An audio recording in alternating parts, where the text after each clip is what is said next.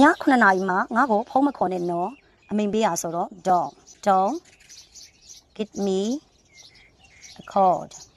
ည9 နာရီမှာဆိုတော့ at 7 p.m. ငါ TV မှာဘောလုံးဝေးကြည့်ရင်တန်လန်ဖြစ်နေမှာမော် because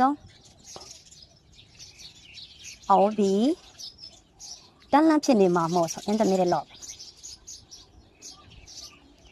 middle of watching ဘောလုံးဝေးဆိုတော့ football match TV မှာ on TV သူဘာစားတတ်လဲဘာကြိုက်တတ်လဲမင်းသိလား do you know if she likes to eat တေချာတော့မသိဘူးနော် sure သူရေခဲမုံတော့ကြိုက်လောက်တယ်မသိကြဘူးပေါ့နော်ကြိုက်လောက်တယ်ဆို maybe she likes ice cream ဒီအင်ကြီးကချောင်းဟာများလား this shirt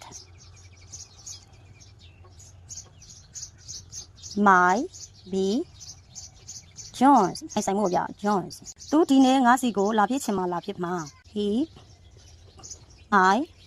know come to me today သူနေမကောင်းမှုတဲ့ he isn't feeling well ကြားထားတယ်ဆိုရင် I had နဲ့သုံးပြရနော်ဒီလိုမျိုးမိနစ်ပြရင်လူတွေကရက်ကြရတယ် feel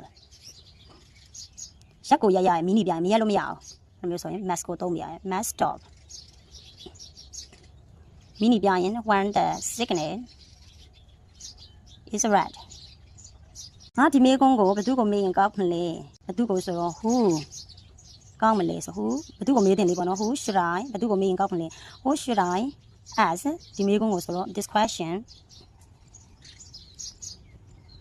ဘယ်သူကိုဆို to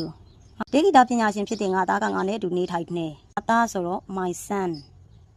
တေဂီတာပညာရှင်ဖြစ်တဲ့ my son ကလူမို့လို့ who is a musician တေဂီတာပညာရှင်ဖြစ်တဲ့ငါသားက lives with me ငါနဲ့အတူနေထိုင်နေဒါမှမဟုတ်လို့ရှင်လေ who is ကိုဖြောက်ပြီးရေးလို့ရတယ်ပေါ့နော်ဒီ who is ကိုအဲ့ဆိုတော့ my son a musician